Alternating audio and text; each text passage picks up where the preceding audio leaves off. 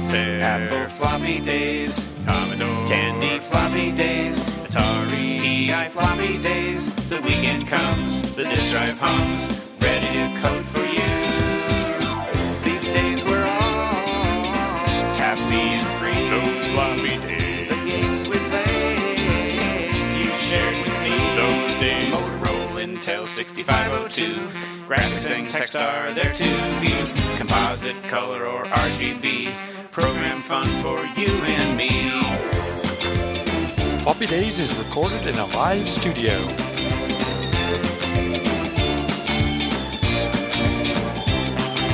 Inside PC Floppy Days, ST Amiga Floppy Days, Junior Sinclair Floppy Days, Classic Days, Microwaves, geeking all week with you. These days we're all happy and free. Those floppy days, the games we played, you shared with me. Those days, these floppy days are yours and mine. These floppy days are yours and mine. Floppy days.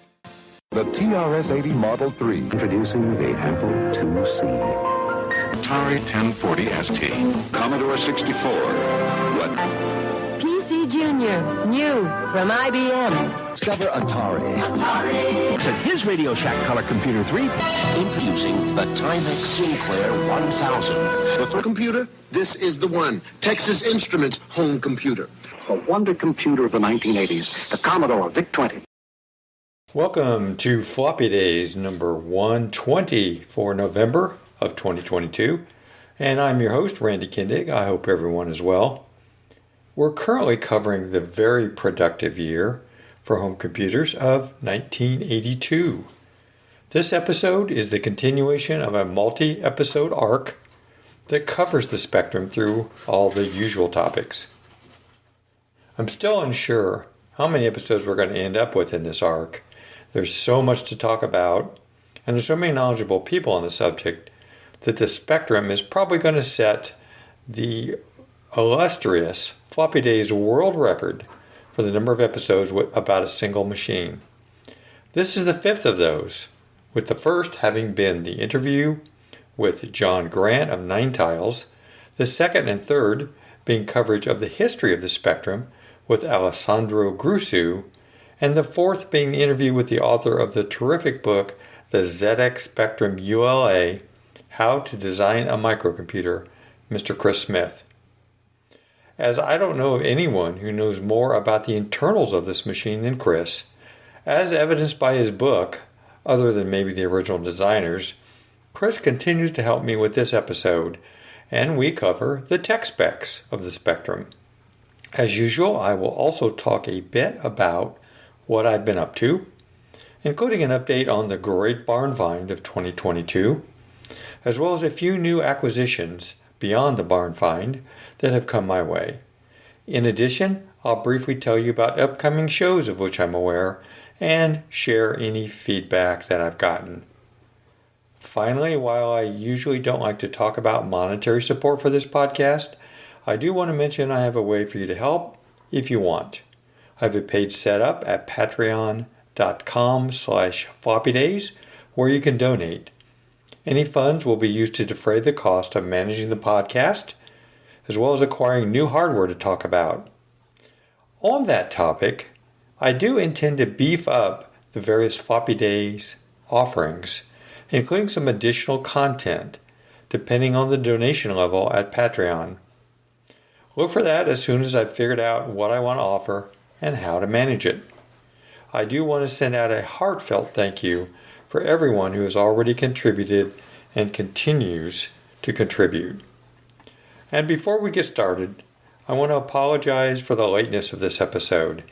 It's being published a couple of days into December due to my son having been in the hospital for the past week. However, I'm happy to report he's home now, doing well, and I'm delighted to be able to get this to you now. I hope you enjoy it. Let's get started. Hi, I'm Chris Smith, author of the ZX Spectrum Ula, How to Design a Microcomputer, and I'm the Chief Technology Officer of Retro Games Limited, behind such products as the C64 Mini Full Size and the A500 Mini. This is the Floppy Days podcast. All right, now I'm going to talk about new acquisitions and what I've been up to. First up, I wanted to cover one item that's not officially part of the Great Barn Find of 2022, but was acquired indirectly due to that barn find, and that is an Atari 1200 XL. I had a friend of mine, James Shackle, who had a pristine Atari 1200 XL that he wanted to trade for a Commodore 128. Now it turns out that I had a Commodore 128, and in the barn find I found a Commodore 128D. The 128D is something I've always wanted to get. They're fairly costly to acquire, and I tested it out and was delighted to find everything worked well. It's in great shape. It's not even yellowed. So I decided to keep the 128D, which means I did not need the Commodore 128 any longer. So this worked out perfect. I did not have an Atari 1200 XL in my collection. I had one at one point in time, but had traded it to someone else for some other machines. So I traded my Commodore 128 and 1571 drive to James for this 1200 XL. As I mentioned, it was in outstanding condition. It did need the replacement keyboard Mylar, as most of these machines need at some point in time. So James actually already had ordered the Mylar and replaced it before we did the trade, and then he sent it to me and I sent him the 128. So there we go. I got a 1200 XL, and that pretty much now completes my Atari 8-bit collection. I have every Atari 8-bit machine other than the 800XE. I did have one of those at one point in time, but again, had gotten rid of it. So that is all I wanted to talk about in terms of other acquisitions besides the Great Barn Find. Okay, now I'm going to give an update of the Great Barn Find of 2022. I want to kind of let everyone know here for a little while how that's going. It's not one of those things that happens very often, to me anyway, so I kind of want to keep everyone updated what's happening on that front. I've actually gotten all of the machines, which has been a huge effort, cleaned up and in the house out of the winter freeze. I know they've been in that, they had been in that barn for who knows how many years up in the haymow, but I did not want them to go through another winter out in the elements, actually in the freezing weather. I do live in Indiana, so we do have a lot of freezing weather in the winter. So they're all in the house now. They're not going to get more stress from that, more deterioration that those freezes may cause. So that's done. Again, that was a huge effort trying to get all that stuff cleaned up. I'm so tired of cleaning up machines. It's crazy how much work that is when you've got that many machines to clean up. I've never done so much cleaning in my life. I did leave the software, manuals, cords, books, joysticks, and cartridges out in the barn for now. I figured those are not going to be hurt by the cold weather. They also, well, one, I got to find room for them, and two, a lot of those things still need cleaned up, particularly the cords and the joysticks, and there's a bunch of TI cartridges that are really dirty. They all need extremely well cleaned up. They've got a lot of stuff on them. But I'm going to leave those in the barn for the winter and continue to work on getting those cleaned up probably in the spring and figure out what to do with them.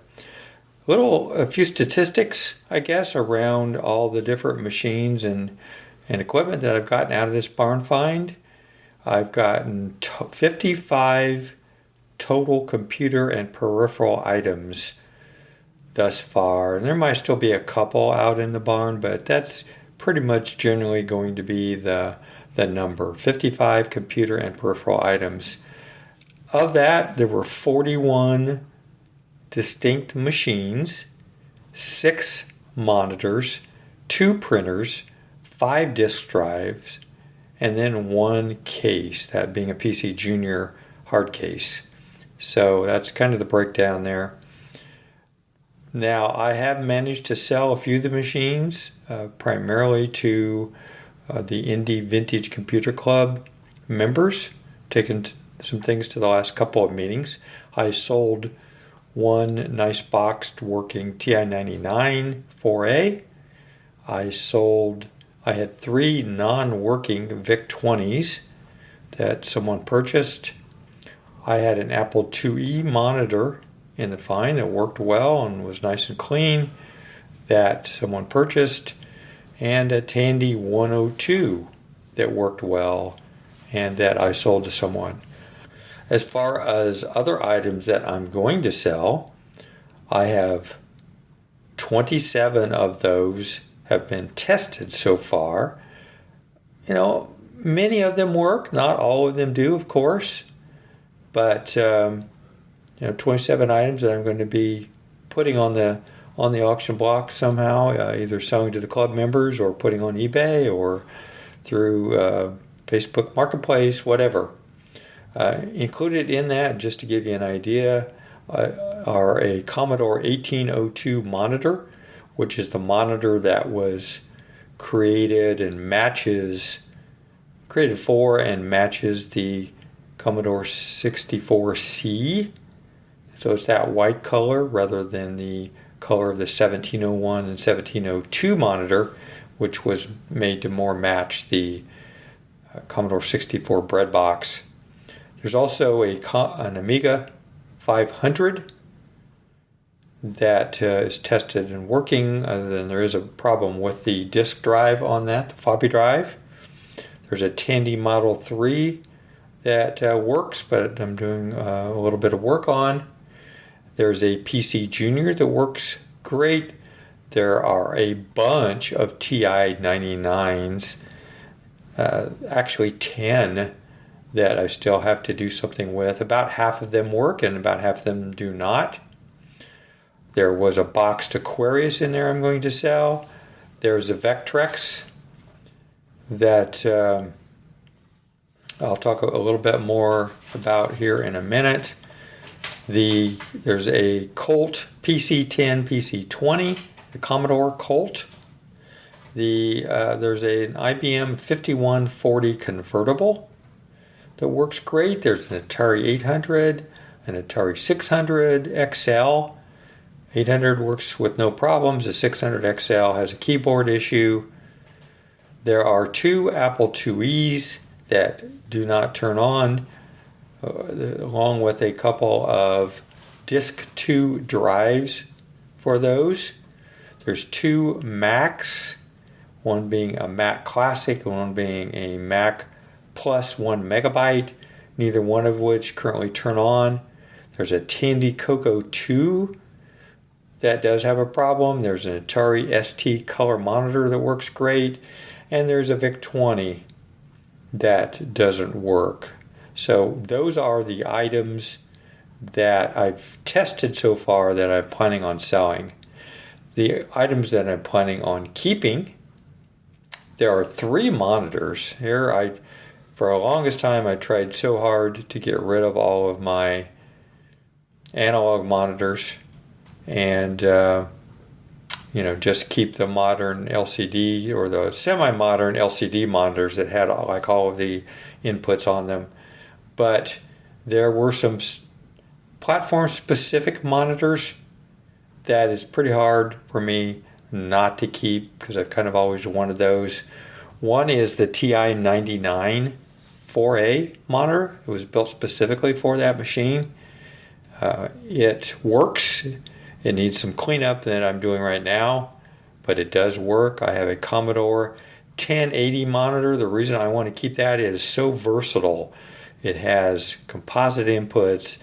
It has digital and analog RGB inputs.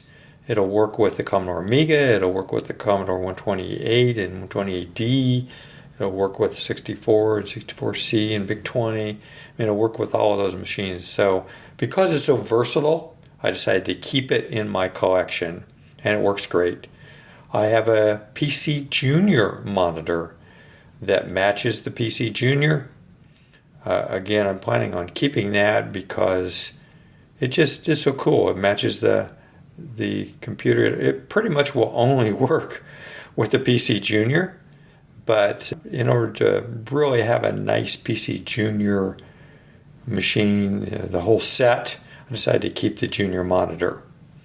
I also found a boxed Nectrek PC 6001, which I'm going to do an episode now for on Floppy Days, and I'm going to keep that machine.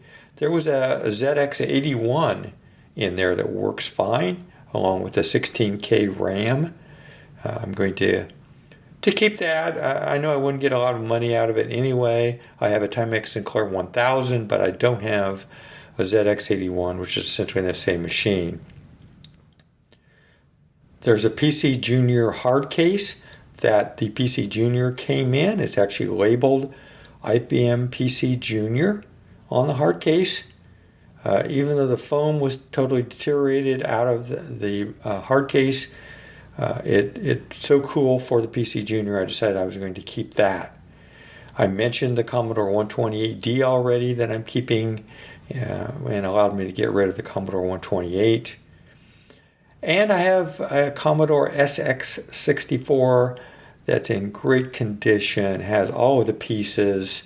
It does have a problem where the monitor in it comes on, but the computer doesn't boot. So one of my friends at the Indie Vintage Computer Club, who's a Commodore guy, he repairs these things all the time, is going to look at and repair this machine. And so I'm still thinking whether I want to keep that. I may just keep it for a little while and then sell it. I'm not 100% sure what I'm going to do with that, but it's such a cool machine, and I actually in the past had thought about at some point, acquiring an SX64. So it'd be great to get this fixed. I still have a few items, not a large number, thankfully, that haven't yet been tested. I have 2 Amiga 1000s that haven't been tested. I am going to keep one of those. I hope both of them work, but I definitely want to keep a working Amiga 1000, and then I'll sell the other Amiga 1000. There is a Coleco Atom that I haven't tested yet. I already have a good working Atom, so I won't be keeping that, hoping that'll work. I have a boxed Commodore 64 and a 1541 drive unboxed that I still need to test. I will not be keeping those because I already have those. There's a VTech Pre-Computer 2000. Now, I have a Pre-Computer 1000. I've never had the Pre-Computer 2000, so I'm hoping again that this works, and I'm going to keep that. And the Atari 520 ST, there was a 520 ST in there. There were 2 drives, 2 SF354 drives, which are the single density drives. I still need to test all of those.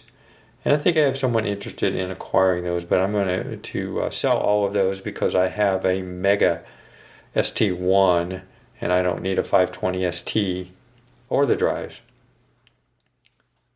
And then finally, a special note, there are a couple of machines that I wanted to mention, specifically the IBM PC 5140 convertible. It turns out it works great. It works perfect. It's in great condition. I was really happy to see that it works great. It has a little LCD screen built into it that also works fine.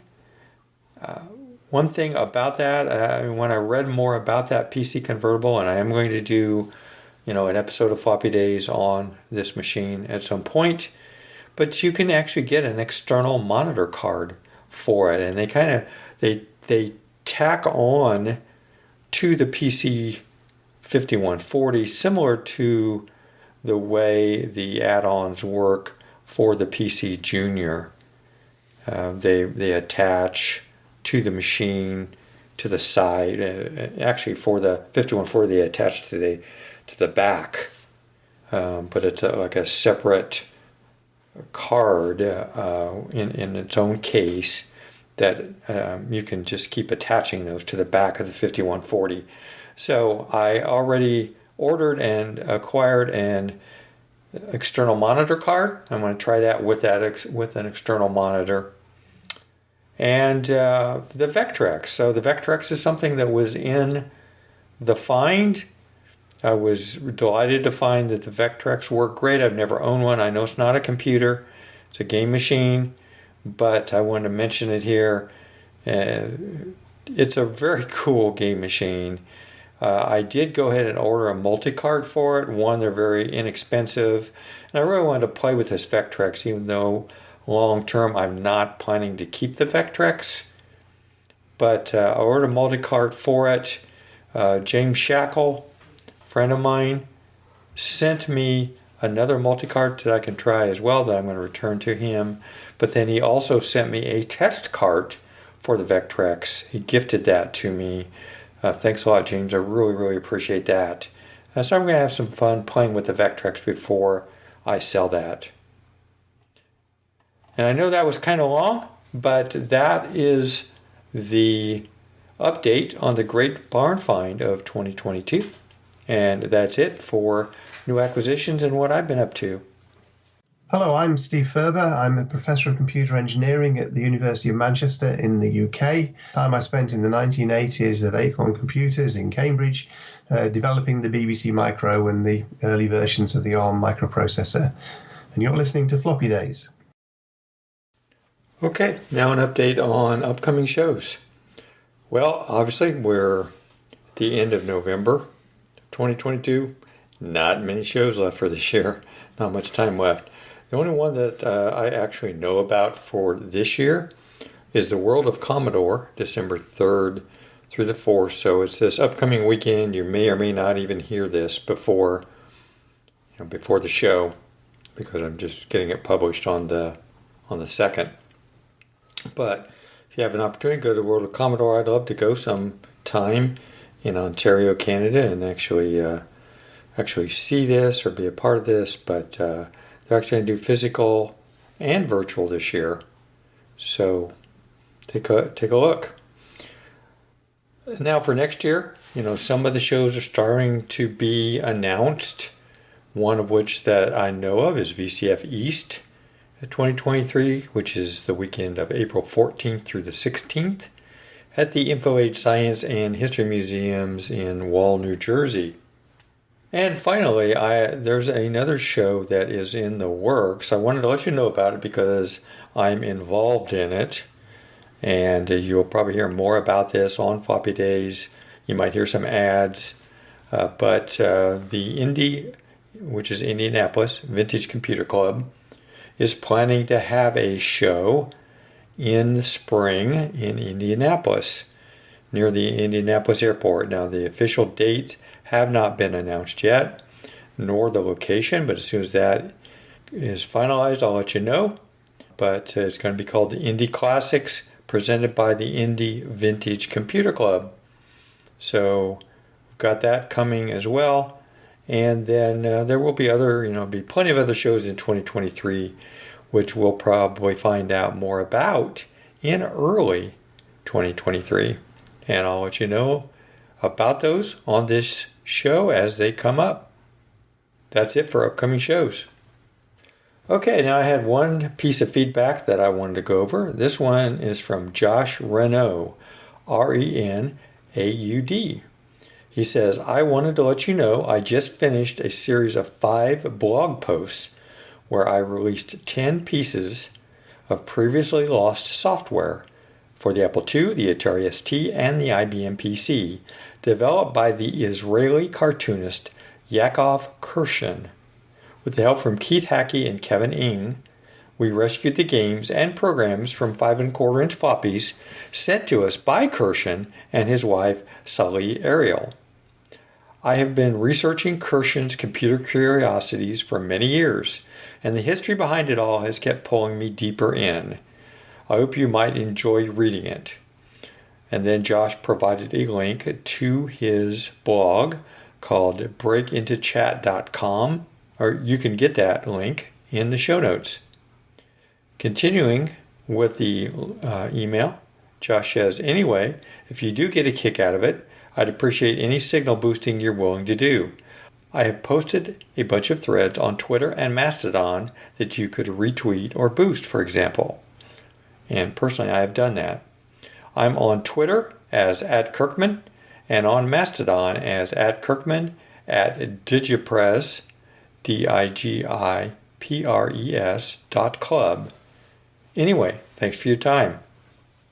Josh, thank you so much for writing in. Great work you're doing there. Appreciate that. Happy to help get the word out, what you're doing, and maybe people will go and take a look at your blog post. Thank you. And that's it for feedback this month. Okay, now it's time for the main part of the show, that being the tech specs for the ZX Spectrum. And helping with that is Mr. Chris Smith. No, I'm just gonna move through the various tech specs here for the ZX Spectrum line, and anything you can add from a color perspective, because I know you know more detail around some of these things. My knowledge is very surface.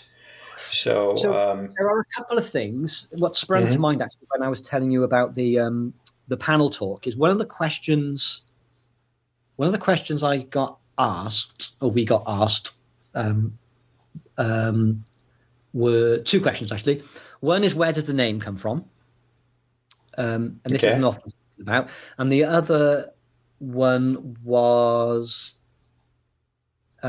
is there anything that could have been improved? Is there anything that really stands out as being a problem with the Spectrum that they could have done differently back in the day? So that last bit is that they copied this idea from the ZX81. So the I/O ports. So the Z80 works in. I'm just giving you a bit of background so you can work out or ask the question, I guess. The Z80 can either access memory or it can access peripherals. It's different to the 6502 where everything is done as though it's in memory. But what they did was they just said, okay, if address line 0 is low, then that'll be, we're accessing the internal ports of the, so that the cassette interface and the beeper interface and all that was all done if address line 0 was low, was at 0 volts basically, because they didn't think that people were going to make, or that manufacturers were going to make very many peripherals for it. They didn't think about it. The upshot was that nobody could make a device that worked on even addresses, because every even address had address line 0 at 0 volts. So the Spectrum would think it was being asked to write or read to the cassette or something. But Sinclair went even further on this. They then produced things like a printer, and they had various other peripherals, but they only used one address line for the decoding, which meant that it made life very, very, very difficult for anyone designing any peripherals for the Spectrum to not clash with Sinclair peripherals. That's the really technical answer, but that's something that that's the reason behind that, is that they were just trying to do it on the cheap, and they just thought, well, nobody's going to have very many things plugged in, and we've got 16 address lines. Let's just use one address line per peripheral, which is a really bad idea in hindsight. So there was that one, and then and nobody talks about that. And then the other one was, where did the name ZX Spectrum come from? Well, it was going to be called the ZX Rainbow. That was the original name for it. And then the girlfriend of somebody who worked at Sinclair at an office party suggested the ZX Spectrum, which is where that name comes from. But when Richard Altvasser then left Sinclair Research and formed the company with Stephen Vickers, who wrote the ROM as a contractor for Nine Tiles, the computer, the company they formed was called Rainbow Computers. And the name Rainbow came from the original name of the Spectrum before it was called Spectrum. So that's an anecdotal thing, again, that nobody kind of knows. Okay. I didn't know that. Yeah, that's the first time I've heard that or even come across that. Well, interesting. Richard told me that as well, So there were two things that came out. So, I don't know if those two things are interesting to you for the shorter versions of me describing them, obviously, I think. Well, what I wanted to do was just run quickly through some of the tech specs on the machine. And again, if you have any more detail around any of these, that would be helpful. But, the ZX Spectrum line obviously had the Z80, or the Z, you guys say Z80. I've taken to pretty much using that name anymore. Well, I guess it was designed in America by... Yeah. So it probably should be Z80, I guess. Yeah. At about 3.5 megahertz, essentially. Yeah. As far as special chips go, the ULA obviously was one of the special chips that was in there that you've talked about extensively here. Can you maybe just very briefly summarize what functions in the computer that the ULA actually took care of for the machine? Yes. It basically performs 2, 3, 4 maybe main functional activities. It regularly, 50 times a second or 60 times in the US, regularly reads the video memory and decodes it, turning those bytes into color signals, which it outputs. So that's a really big part of what it does. It also, through a single pin, which was a remarkable feat of engineering from Richard Altwasser, through a single pin, it sends audio to the cassette and to the built-in speaker, and it also, through the same pin, reads audio from the cassette. It coordinates access between the video circuit that's inside the ULA and the Z80, the access to the video memory, because you can't have two things accessing at the same time. So it manages that contention. It provides the keyboard scanning signal. What else does it do? Color, sound. Yes, and as well as reading the memory, it provides all the television signal or television signal generation stuff, like the vertical sync and the horizontal sync, and all the timing that it needs around that. But basically, it's controlling access to memory, reading the video, and generating audio. That's pretty much what it does. But that's most of the computer. Yeah, I'm going to say that's a lot. Were there any other specialized chips in there worth talking about in the Spectrum besides the ULA? Or was that pretty much the extent between the processor and the ULA? Was that, were those the two biggest pieces? They were the biggest pieces. You had the ROM, 16K of ROM, which was 8K of that came from the ZX81, and the other 8K were the extensions to BASIC and all the color and sound and all the extra bits that the Spectrum needed. So in the spirit of cost saving, the Spectrum came in two forms. Originally, it was just in the 16K form, and it had 16K 4116 4116 DRAM chips in there, and it had an additional 32K if you bought the 48K model. But what Sinclair did was they bought 64K chips that were broken. So when these chips were rolling off the production line, if only half of the 32K of that 64K chip worked, they would be binned basically by the manufacturing company. But Sinclair bought these because they only needed 32K.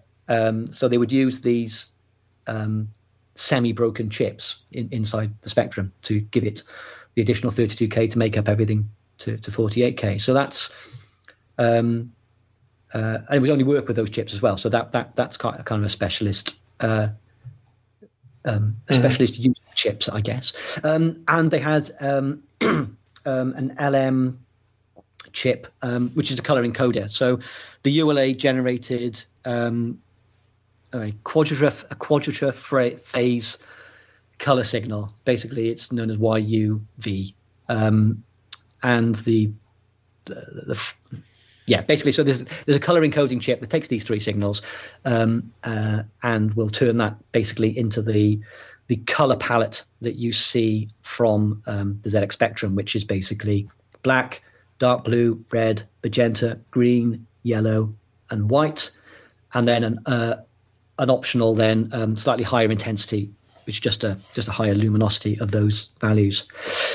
Interestingly, on that, when Richard Altwasser built the prototype ZX Spectrum, he found that the blue was really, really quite bright, which isn't a surprise because humans' eyes are really quite sensitive to the blue color. So he had to spend quite a while fiddling around with the values inside the ULA to lower the intensity of that blue color so that it didn't overpower all the other colors that were on screen. The other reason for doing that was that if you were looking at the ZX Spectrum on a black and white television, which was really quite common back in 1982, because not a lot of people had a spare color television in their house. You usually just had one color television, and if you had a second television, it was probably black and white, and that would be usually the TV that the computer would be relegated to. So what Richard did was made sure that for the black, blue, red, magenta, green, cyan, yellow, and white colors, that if they were viewed in black and white, that they would be a linear grayscale from black to white. So he had to manipulate the blue color so that it would be the right shade of gray in that sequence. In fact, it's the first gray color after black. So yeah, there we go. That's the color circuit of the. Very cool. Explained. Very cool. You definitely know the insides of these things, so that's appreciated. As far as ports go, there were very few ports on the Spectrum 48K. I took a look at my machine, and really there's just a power port, expansion port, mic, earphone, and TV out ports on the 48K. Now, starting with the 128, they did add an RS-232 serial / MIDI port and an RGB monitor port. And then starting with the Plus 2, there were dual joystick ports, a keypad port, and a built-in cassette recorder, as well as TV and sound. So anything you want to add there? Again, it's another anecdotal thing. The original ZX Spectrum, it was Richard's first foray into doing anything with color. And in fact, it was the first time anyone had done any color TV stuff at Sinclair Research. And what they didn't know at the time is that if you didn't derive, if the color clock, which is 3 point something megahertz or 4 point something megahertz, depending if it's PAL or NTSC, if that color clock and the pixel clock aren't derived from a common clock, you get what is called dot crawl. And you'll see that on a traditional old rubber key ZX Spectrum, the one that doesn't have all the additional ports, doesn't have the RGB port. You'll see that the edge, the color edges of colored blocks on the screen, you'll see a little crawling pattern usually. And that's because of this issue. Now, Richard got to go back to Amstrad and work with Amstrad when they redesigned the ZX Spectrum 128.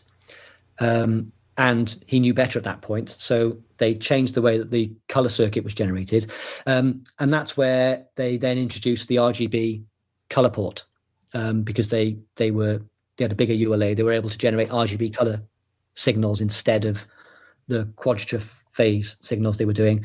And you don't get any dot crawl. You don't get any dot crawl through the modulator output, and you don't get it through the RGB output as well. But one of the really genius things about the ZX Spectrum and its expandability was that every pin that was available on the Z80 was available on that expansion port. Unlike things like lots of the other computers of the day, they would have like a parallel port or a serial port, or it would be a cartridge port, but it would only be the signals needed to support that function. Whereas on the ZX Spectrum, the ZX81, ZX80, you got full access to all the signals basically that were going on inside, from the Z80, etc. So the interfacing possibilities were tremendous, really. So through trying to cut costs, they actually made it a far more flexible machine. So you could, through that expansion port, you could get parallel or serial or whatever you might need right off that expansion port. Is that correct? Yeah, indeed. So the interface one, which was the micro drive sort of peripheral that Sinclair released, which plugged in, it sort of tucked under the back of the Spectrum 48K, that kind of tilted it up slightly. That gave you like a local area network. It wasn't based on any of the TCP/IP or common sort of LAN protocols. It was kind of proprietary. It's like a very, very fast serial, really. Gave you an RS-232 or 423 port, and also gave you a microdrive, and that was all off that expansion port. It just enabled you to plug more chips onto the PCB. Basically, it was like you could almost turn off the video, I guess, of the Spectrum and just use the Spectrum for its Z80. In effect, there were things that stopped you doing that. Of course, you couldn't stop the ULA producing the Z80 clock, but there they were. Every single Z80 signal was there on that expansion port, so you could do anything. And these days, you've got people who are producing peripherals that plug into that port, that are scanning just monitoring the activity that's going on, duplicating the video circuit themselves, and producing HDMI outputs and things just off that expansion port, which is incredible, really. It is, yeah. Amazing,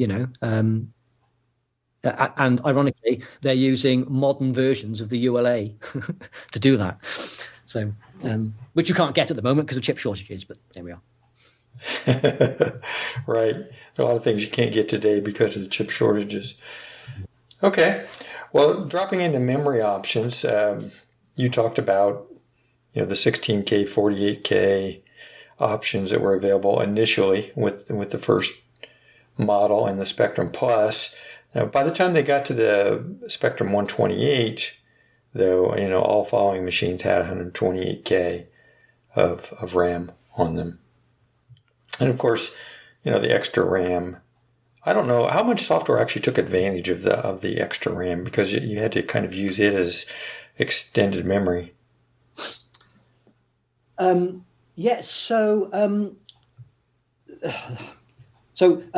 Sinclair and Invertronic is the Spanish company that actually developed the expansion from 48K to 128K.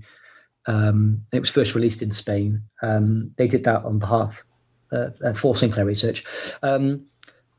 However, the documentation, the specification that was produced before they built the machine, and that was shared with software developers, didn't match what they actually implemented. So the upper 16K of memory isn't fixed. So you could swap that 16K out and replace it with another 16K from anywhere in that 128K of RAM, pretty much.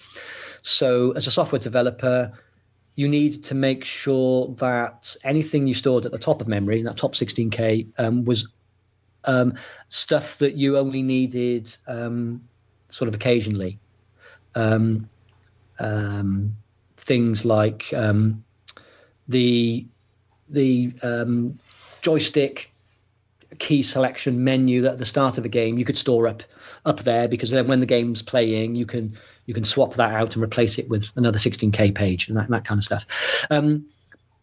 But as I said or alluded to earlier, what the ULA does is it manages the interaction between the Z80 processor and the video memory, and the ULA itself and the video memory, because they can't access it at the same time. So if the ULA is trying to take some information out of memory to display on the screen, it stops the CPU. It stops the Z80 from processing for a moment. And you might need to be aware of that, because if you are trying to generate some audio, or you're trying to do something that's timing sensitive, the Z80 is going to keep getting stopped. Unless you put it in an area of memory that's got nothing to do with video. So basically, usually inside that 32K of memory. However, there are some banks of that 128K in the 128s, which are basically inside the same chip that the video memory is in.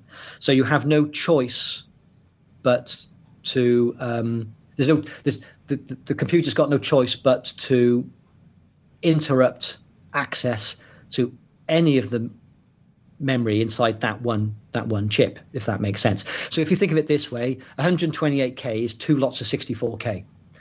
So one lot of 64K will have some video memory in it, and the other 64K won't have. So whenever the CPU is accessing the 64K that's got video memory in it, it doesn't matter if you're not accessing the video screen, you'll still get stopped. And what Sinclair did is they documented which 16K pages of memory, as seen by the programmer, would get interrupted or contended. And that documentation is not correct for the Spectrum 128 when it was released. So that there are loads of programs out there that are trying to be sensitive as to when, or trying to put things in non-contended memory so they don't get interrupted, following the instructions that Sinclair gave software houses back in the day, and it's not right. So a lot of software does get interrupted when it shouldn't get interrupted, which causes some software to fail.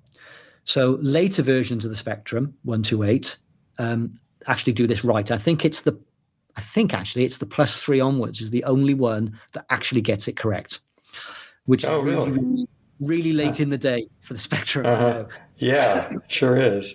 That was essentially, I mean, besides the 3A and 3B, that's pretty much the last model, right? Yeah, that's right, yeah.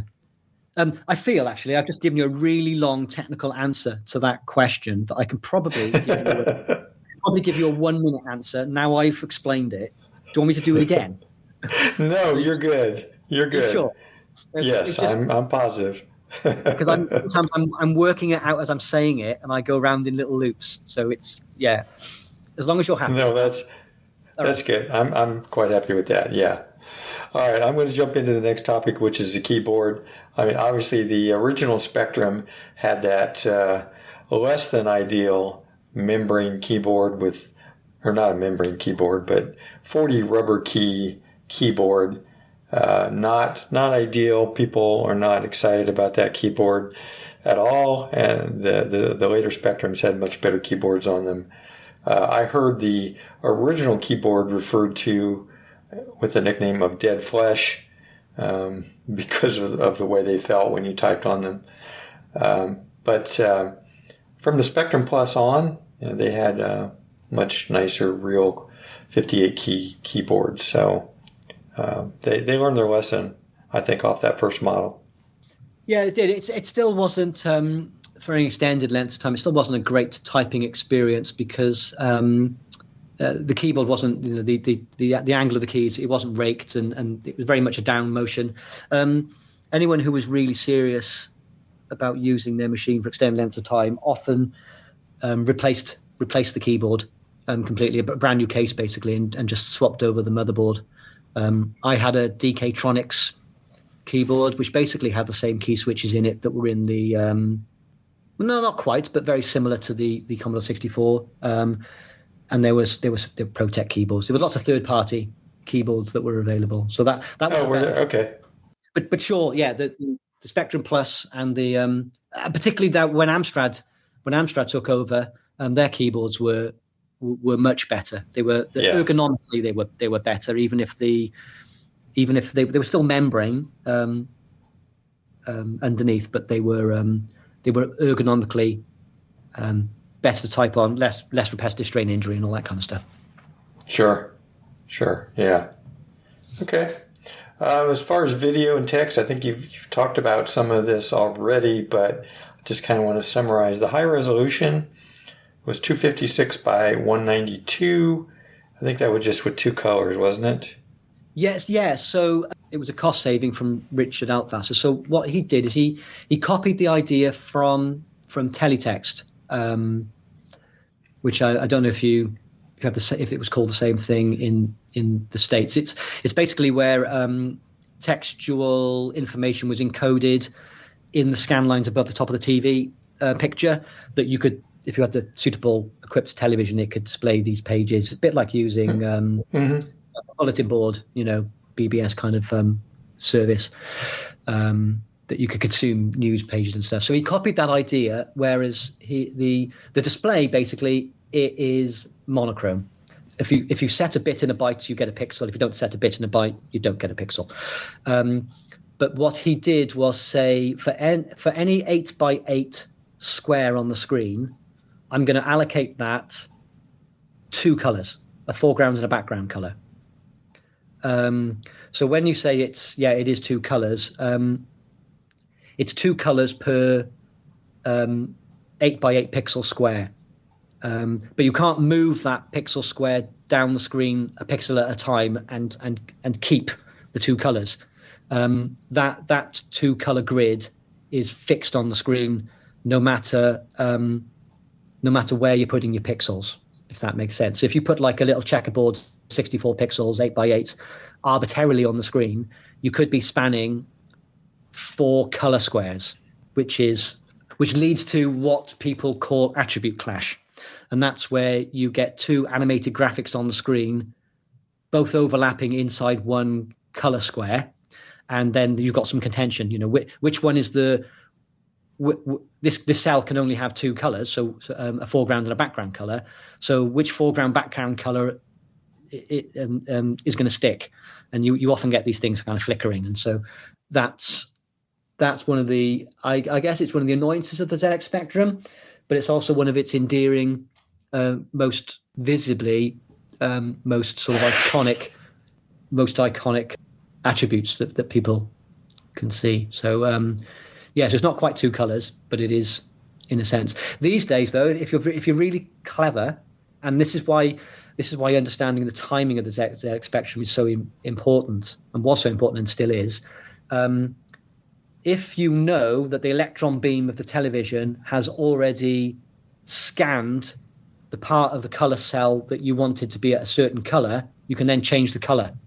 So you can actually achieve a higher vertical resolution in color than would be possible by dynamically changing color on the screen dynamically while the game is running.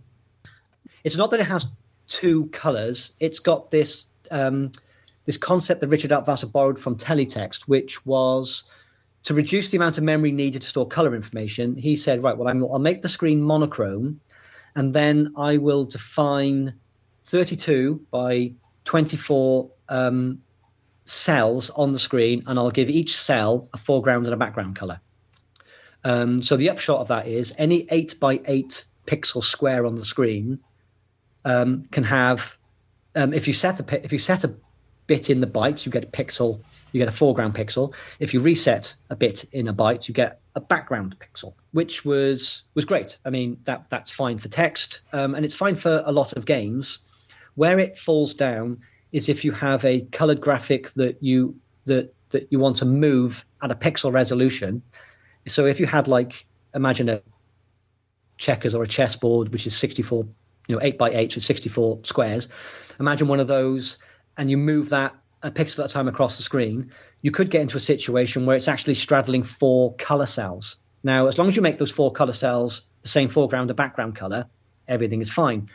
But if you find that you've moved 2 graphics into the same color cell, and these graphics, you want them to have different foreground and background colors, so or even just 2 different foreground colors. So you might have a green leaf in one color cell, and you've got your player graphic moves into that, and your player graphic is white.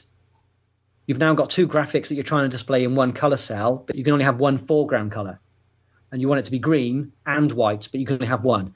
So usually you end up making it white because it's usually the player that is moving, and so you want it to be that color. And that leads to this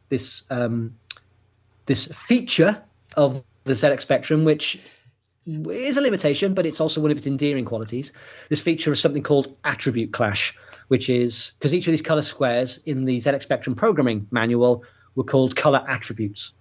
And so the term is attribute clash. It's where you get 2 attributes trying to be set into one color cell, one attribute cell, and you can only have one pair of foreground and background colors in there. So you are right when you say it's only 2 colors, but it's only 2 colors within an 8 by 8 pixel square on the screen, which is in a fixed place. But these days, if you time things properly, you can tell where the electron beam is on the screen. Even though you might be running on a modern flat screen TV, they still emulate internally the electron beam, which is kind of neat. So if you know that the electron beam has already scanned the upper part of a color cell, you can change the color of that color cell, and so the lower part of that color cell can be in a different color. And people have used this technique to, you can't quite get, because you said it, 192 scan lines high, you can't quite get a resolution of 192 different colors vertically, but you can get half that if you're very, very clever with what you do. So there are games that use something called, like Buzzsaw, for instance, is a Tetris kind of game that has really high resolution color graphics in it, and that they use this technique of the game is monitoring where the electron beam is on the screen and dynamically changing colors, which is really impressive. And there's an engine called the Bifrost engine, which you can use to write new games with, and it does the same thing. But that's using software tricks. On paper and as designed in the ULA, you can get 2 colors per 8 by 8 color square.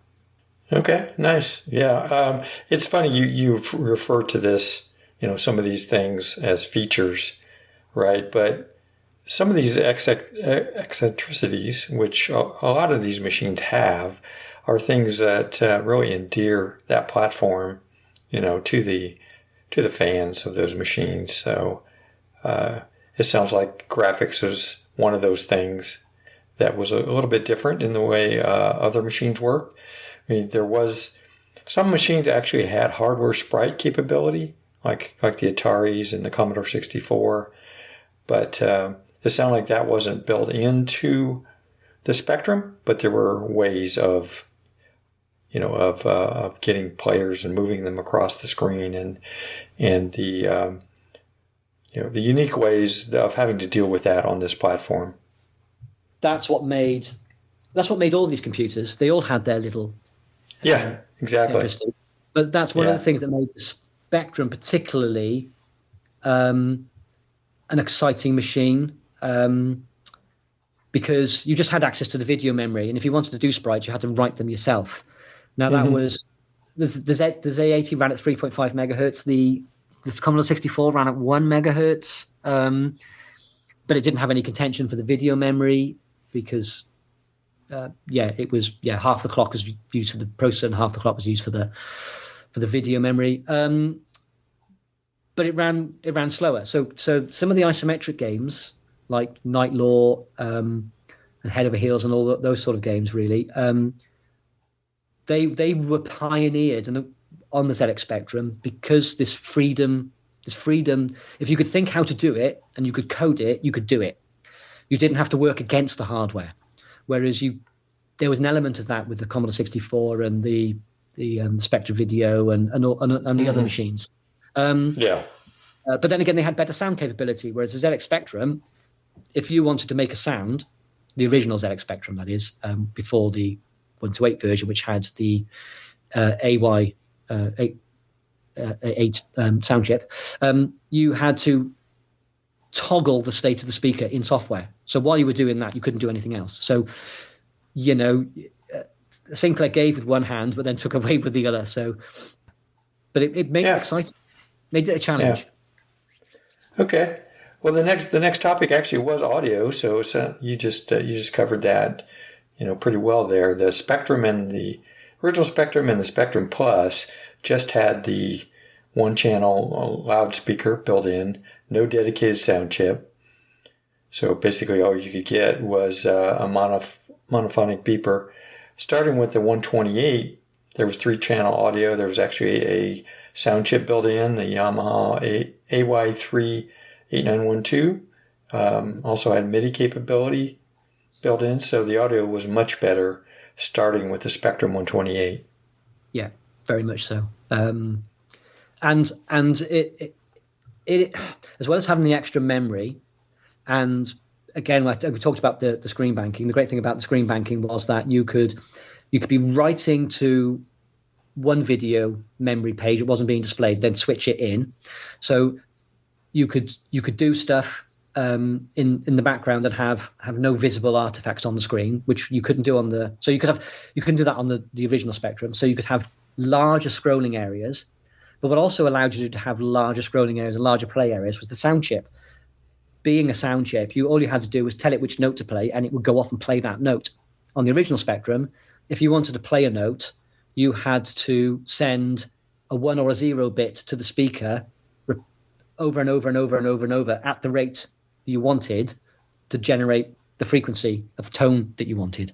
So while you were doing that, your graphics stopped, which is why you find that when you have any audio in original ZX Spectrum, the sound notes that they're playing are really, really short and clipped while there's gameplay going on, because they literally probably only had a millisecond or so to play any audio at all before they needed to be moving graphics. So that was a challenge. And some really great people like Tim Follin have written 5-channel audio drivers for that single bit driven piezo beeper thing that's inside the ZX Spectrum. It sounds very scratchy, but it's an amazing one. But again, it's a testimony to the creativity and inspiration of people. Yeah, absolutely. People squeezed as much as they could out of what they had. Yeah. All right, let's jump into the OS and built-in languages.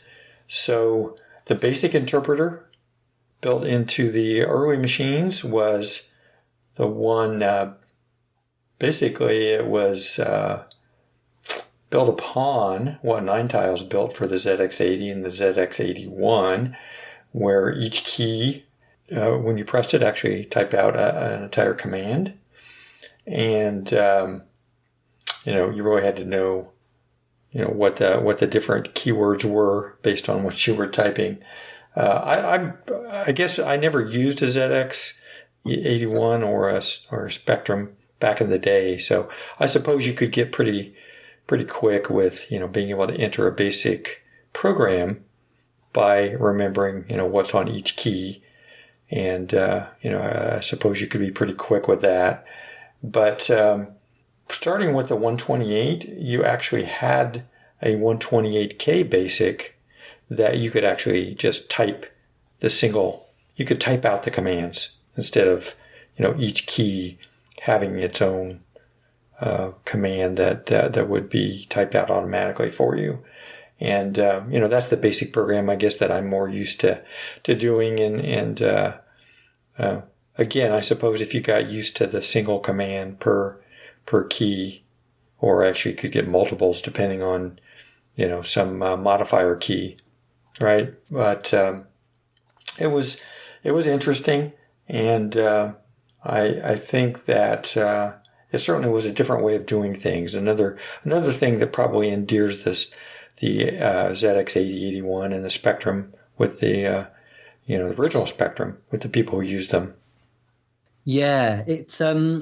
I think it may surprise people to know that the reason Sinclair did that, it's not because the original ZX80 and ZX81 keyboards were awful to type on, because they were just membrane calculated type keyboards. Not the rubber key keyboard on the Spectrum was much better, but it's a cost. It was all down to cost. So they had to cram the. Now I forget actually how. I think it was 4K ROM on the ZX80. 1K of RAM, I think. So if you're typing in a basic program, if you've got the word print, for instance, that's 5 bytes if you type that in. But if you tokenize it and store it as a single byte that means print, it's only 1 byte. And because of the lack of memory, they weren't really able to. It was very difficult for them to store and manipulate the entire program listing. So I've assumed that because they needed to tokenize the program you're typing in, so all the keywords are basically stored as 1 byte to save memory, because they didn't have any memory really. These were really, really, really early machines. The keyboard directly generates the tokens. So when you do P to press print, when you press the P button, it knows you're in token mode. So it just generates the token for whatever the P key is, which is print. It doesn't bother with the RINT bit. You see that on the screen, but that's not what is being input or stored.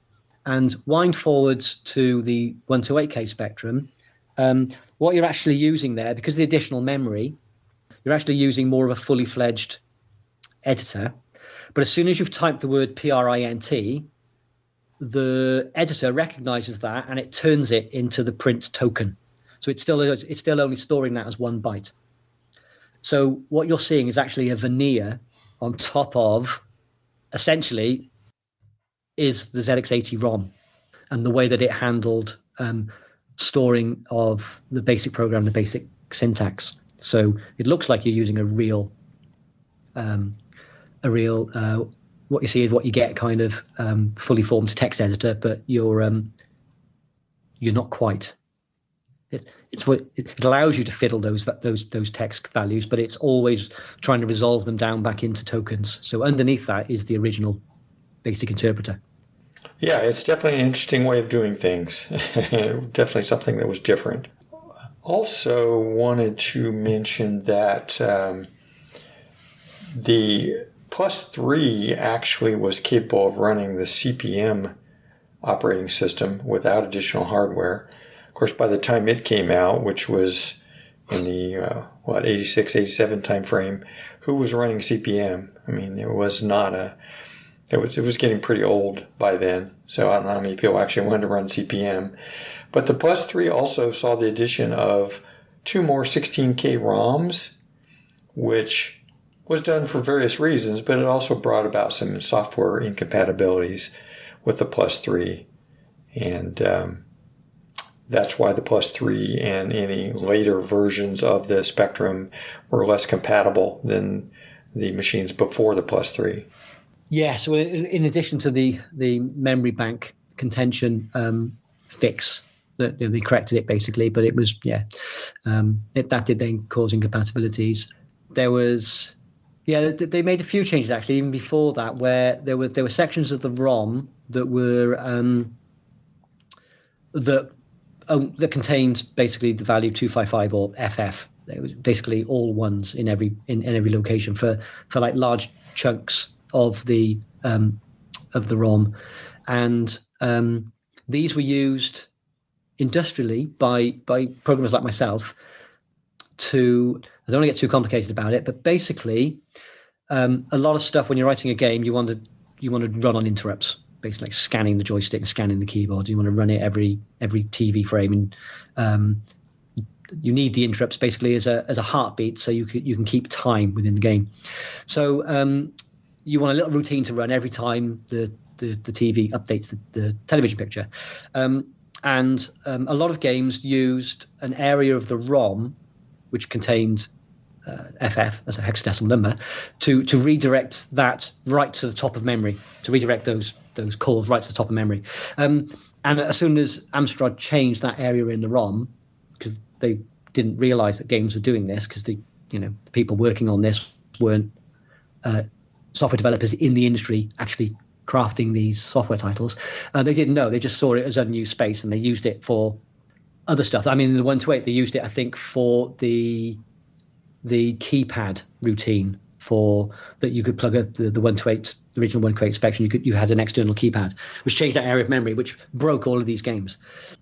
And so there's a lot of things like that were sort of introduced innocently, but a bit naively, really, that there weren't going to be games that were reliant on these things in the ROM. So, yeah, the Plus 3 should have been the most compatible machine, but it ended up being the least, ironically.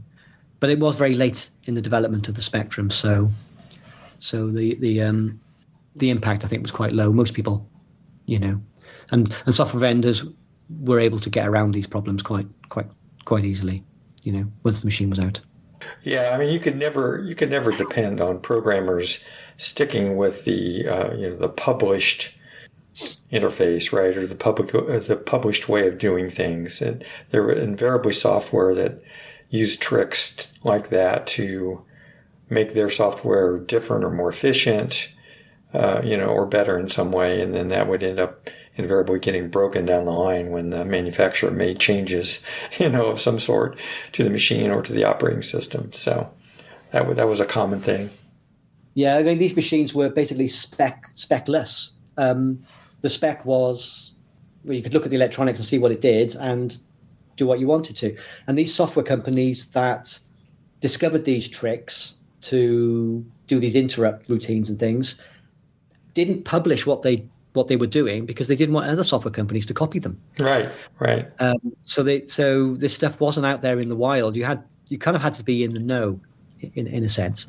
So Amstrad wouldn't have known, this kind of stuff. And I imagine that they wouldn't have necessarily cared. And I don't mean that disingenuously, but it was at a time when it was unavoidable to break something with every revision of the machine. So to be worrying about software technique 1 breaking over software technique 2 was a losing battle, So they just did what they needed to do. But it's a really good machine, the Plus 3. It's a really good machine. Okay, and then I also wanted to mention that, like a lot of the British machines of the time, there was no on-off switch on any of the models, which always throws me for a loop when I acquire one of these machines, because I expect there to be an on-off switch, and there just isn't one on a lot of them. There was a reset button that was added on the Spectrum Plus onward. So the original Spectrum didn't have a reset switch, but it was added to the later models.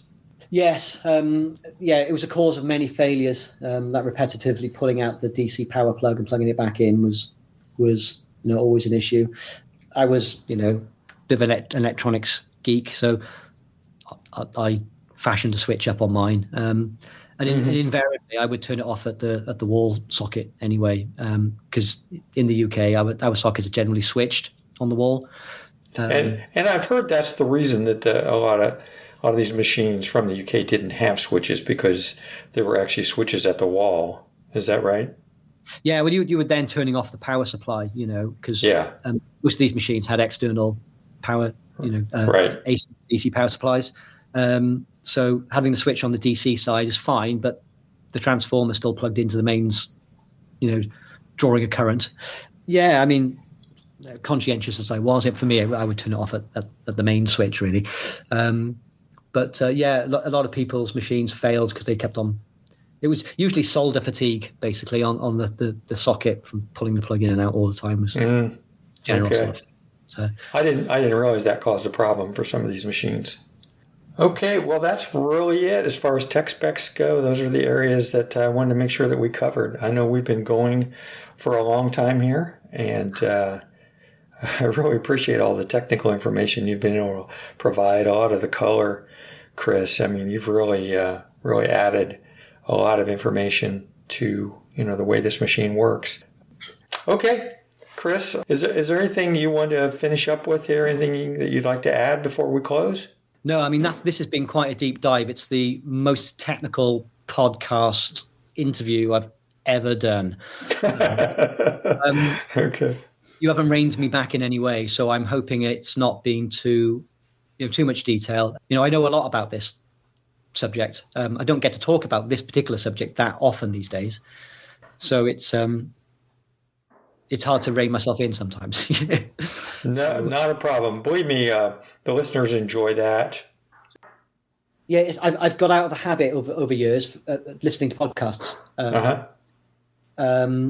and I'm having done this with you now. I'm starting to regret that because there's this whole avenue of area of stuff that I am interested in that I could consume that I'm not. So I'm gonna go and check your stuff out. Okay, well, I appreciate that. I do have an interview with John Grant as part of the Spectrum series. Oh, cool. I talked with Alessandro Grussu. I don't know if you know who he is. That wrote the Spectrumpedia book. Yeah.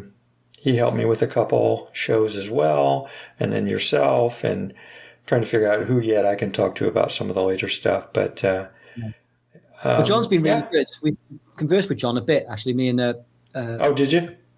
Yeah. So a friend of mine, his name's Andrew Owen. He a very good friend of mine. He's been producing what's called the OpenSE ROM, which is an open source replacement for the Spectrum ROM. Because Sinclair, there is still a dispute as to, John will say, as it goes, Nine Tiles weren't paid to complete the ZX Spectrum ROM. Mm-hmm. So, and they retain ownership of the ZX81 and ZX80 ROM.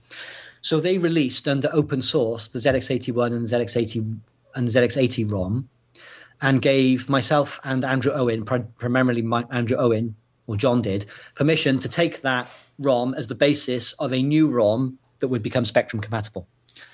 So that's available for people to use if they're worried at all about, if somebody was to do a fully fledged Spectrum recreation in the future and couldn't use the Amstrad Sinclair ROM, they could use Andrew Owen's ROM, and it's based on the ZX81 ROM that John Grant gave us permission to release as open source. Oh, nice. Okay. So it all connects back. I mean, I think we're all interlinked now in this industry around the spectrum, somewhere along the line. So, John's a really nice guy. So I'd be interested to hear his interview because the last time I emailed him was about 10 years ago, I guess. Oh, okay. Well, yeah, I mean, I just interviewed him more like about 6 months ago. So you may want to take a listen. I will have a listen. Brilliant. Cool. All right. Well, thank you very much. I really appreciate your time. It's been great. Again, I'll let you know when it's published, and we'll go from there. Great. Have a nice remainder of your day, and good luck getting it out. Thank you. Appreciate it, sir. Right. See you later. Right. Bye-bye. Bye. Okay, that's it for this episode of Floppy Days. I hope you enjoyed the discussion with Chris Smith on the ZX Spectrum technical specification. I think Chris provided a lot of valuable information, and he has a very interesting background with all of this. I've provided links in the show notes for all the great websites we discussed during this podcast. Just go to floppydays.com for the full list. Please write in, provide feedback as much as possible. You can do that via email at floppydays@gmail.com. You can do it at iTunes. You can do it at the website. You can do it at Twitter at Floppy Days. The new social media phenomenon, Mastodon, you can provide feedback there at Floppy Days at oldbytes.space. Or you can provide feedback on Facebook at facebook.com/groups/Floppy Days. Floppy Days is also available for streaming at Stitcher.com and Spotify as well. Until the next show, pull out a vintage computer and compute as if it were yesterday. Bye.